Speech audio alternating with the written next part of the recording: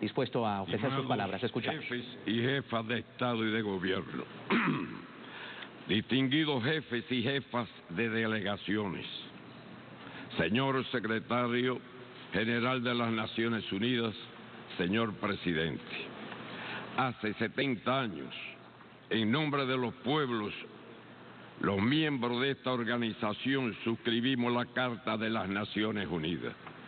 Nos comprometimos a preservar las generaciones venideras del flagelo de la guerra y edificar una nueva forma de relacionarnos bajo la guía de un conjunto de propósitos y principios que debían augurar una época de paz, justicia y desarrollo para toda la humanidad. Sin embargo, a partir de entonces han sido constantes las guerras de agresión, la intervención en los asuntos internos de los estados, el derrocamiento por la fuerza de gobiernos soberanos, los denominados golpes suaves y la recolonización de territorios que han sido perfeccionados con formas de actuar no convencionales, con el empleo de nuevas tecnologías y esgrimiendo supuestas violaciones de los derechos humanos.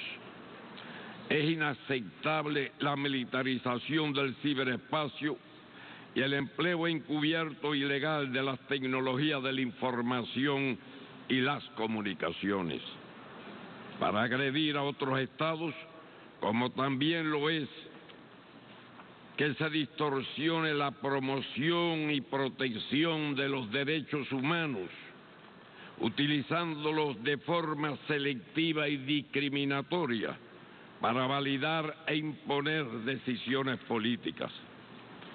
A pesar de que la Carta nos llama a reafirmar la fe en los derechos fundamentales del hombre, en la dignidad y el valor de las personas humanas, el disfrute de los derechos humanos continúa siendo una utopía para millones de personas. Se niega a la humanidad el derecho a vivir en paz y su derecho al desarrollo. Es en la pobreza y la desigualdad donde deben buscarse las causas de los conflictos generados por el colonialismo y el despojo de las poblaciones autóctonas primero y más tarde por el imperialismo y el reparto de esferas de influencia. El compromiso asumido en 1945 de promover el progreso social y elevar el nivel de vida de los pueblos y su desarrollo económico y social sigue siendo una quimera, cuando 795 millones de personas sufren hambre, 781 millones de adultos son analfabetos y 17,000 niños mueren cada día de enfermedades curables. Mientras que los gastos militares anuales en todo el mundo ascienden a más de 1,7 millones de dólares. Con solo una fracción de este monto podrían solucionarse los problemas más acuciantes que azotan a la humanidad.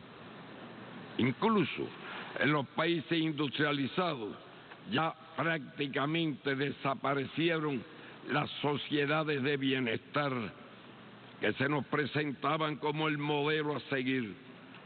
Los sistemas electorales y los partidos tradicionales que dependen del dinero y la publicidad son cada vez más ajenos y distantes de las aspiraciones de los pueblos.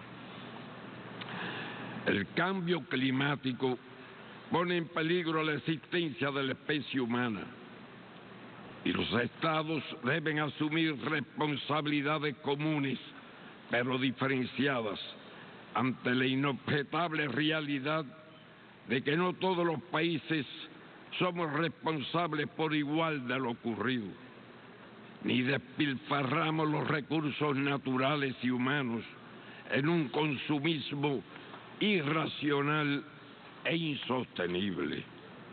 Las consecuencias del cambio climático son especialmente devastadoras en los pequeños países insulares.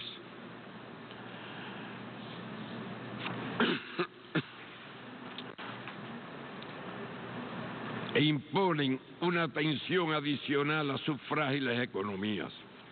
Lo mismo sucede en África con el incremento inexorable de la desertificación. Nos solidarizamos con nuestros hermanos caribeños y demandamos que se les dé un trato especial y diferenciado. Apoyamos a los países africanos y reclamamos para ellos un tratamiento justo, transferencia de tecnología y recursos financieros. Señor presidente, con la creación de la Comunidad de Estados Latinoamericanos y Caribeños, CELAC, y particularmente con la firma por los jefes de Estado y de Gobierno en enero del 2014 de la proclama de América Latina y el Caribe como zona de paz, ha quedado demostrado que por encima de nuestras diferencias podemos avanzar hacia la unidad y la consecución de objetivos comunes en el marco de nuestra diversidad.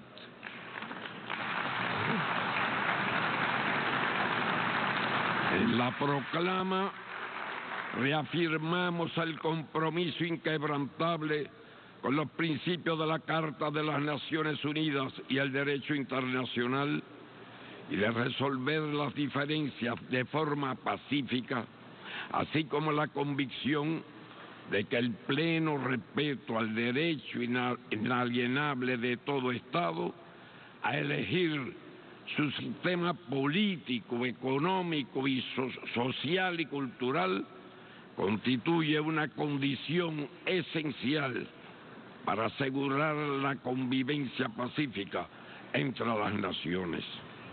Reclamamos que estos principios sirvan de base a las relaciones de otros estados con nuestra región.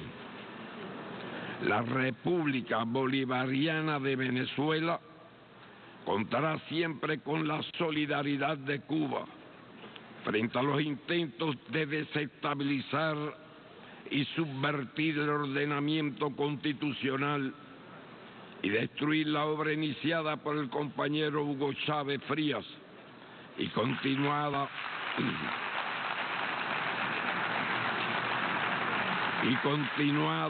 por el presidente Nicolás Maduro Moros a favor del pueblo venezolano.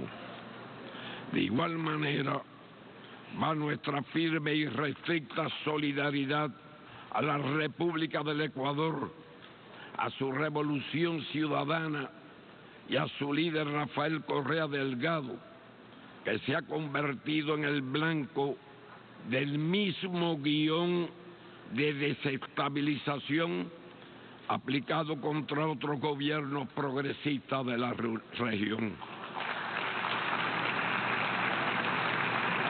Nos solidarizamos con las naciones del Caribe que solicitan justas reparaciones por los horrores de la esclavitud y la trata de esclavos, sobre todo en un mundo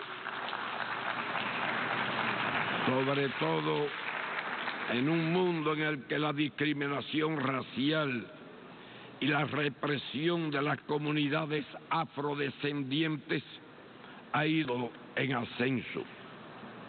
Ratificamos nuestra convicción de que el pueblo de Puerto Rico merece ser libre e independiente y luego de más de una centuria sometido a la dominación colonial.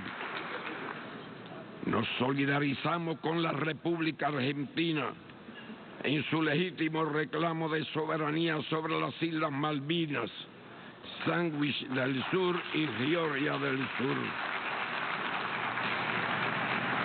Reiteramos nuestro apoyo solidario a la presidenta Dilma Rousseff y al pueblo de Brasil en la defensa de sus importantes logros sociales y de la estabilidad del país. Reafirmamos nuestro rechazo a la intención de extender la presencia de la OTAN hasta las fronteras de Rusia y a la imposición de sanciones unilaterales e injustas contra esa nación. Saludamos el denominado acuerdo nuclear con la República Islámica de Irán, que demuestra que el diálogo y la negociación son la única herramienta efectiva para solventar las diferencias entre los estados. Renovamos nuestra confianza en que el pueblo sirio es capaz de resolver por sí mismo sus diferencias y demandamos que cese la injerencia externa. Una solución justa y duradera al conflicto del Medio Oriente exige inexorablemente el ejercicio real del derecho inalienable del pueblo palestino a construir su propio Estado dentro de las fronteras anteriores a 1967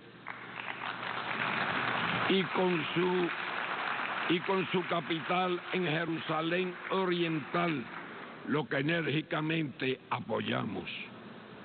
Durante las últimas semanas nos han impactado las imágenes de las oleadas migratorias hacia Europa, que constituyen una consecuencia directa de las acciones de desestabilización que la OTAN promovió y ejecuta en países del Medio Oriente y África del Norte, y del subdesarrollo y la pobreza imperante en países del continente africano. La Unión Europea debe asumir de manera plena e inmediata sus responsabilidades con la crisis humanitaria que ayudó a generar. Señor presidente, tras 56 años de heroica y abnegada resistencia de nuestro pueblo, quedaron restablecidas las relaciones diplomáticas entre Cuba y los Estados Unidos de América.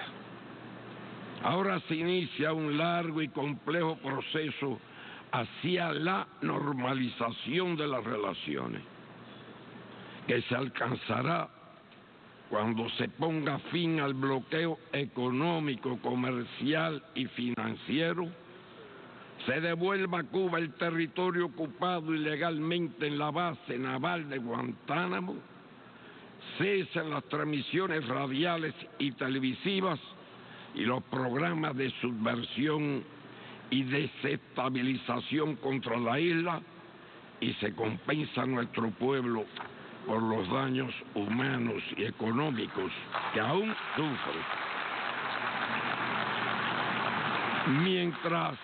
Mientras persista, continuaremos presentando el proyecto de resolución titulado Necesidad de poner fin al bloqueo económico, comercial y financiero impuesto por los Estados Unidos de América contra Cuba. A los 188 gobiernos y pueblos que han apoyado aquí y en diversos foros internacionales y regionales nuestra justa demanda, les reitero el eterno agradecimiento del pueblo y al gobierno cubanos por su sostenido respaldo. Señor presidente, Cuba celebra con profundo compromiso el 70 aniversario de la Organización de las Naciones Unidas. Reconocemos que en estos años han intentado, pero no se ha hecho lo suficiente para proteger a las generaciones presentes y futuras del flagelo de la guerra. y su derecho a un desarrollo sostenible sin exclusión.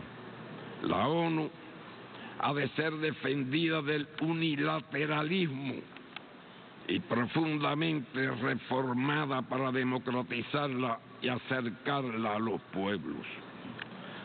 Como señalar en esta misma sala, hace 15 años, el compañero Fidel Castro Ruz, líder histórico de la Revolución Cubana, y cito: cualquiera comprende que el objetivo fundamental de las Naciones Unidas en el siglo apremiante que comienza es el de salvar al mundo no solo de la guerra, sino también del subdesarrollo, el hambre, las enfermedades, la pobreza y la destrucción de los medios naturales indispensables para la existencia humana.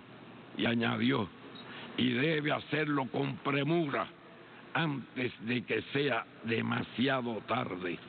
Fin de la cita. Podrá encontrar siempre la comunidad internacional con la sincera voz de Cuba frente a la injusticia, la desigualdad, el subdesarrollo, la discriminación y la manipulación, y por el establecimiento de un orden internacional más justo y equitativo, en cuyo centro se ubique realmente el ser humano, su dignidad y bienestar. Muchas gracias. Palabras del presidente cubano Raúl Castro ante la 70ª Asamblea General de Naciones Unidas. Comentaba precisamente sus reflexiones sobre lo que han sido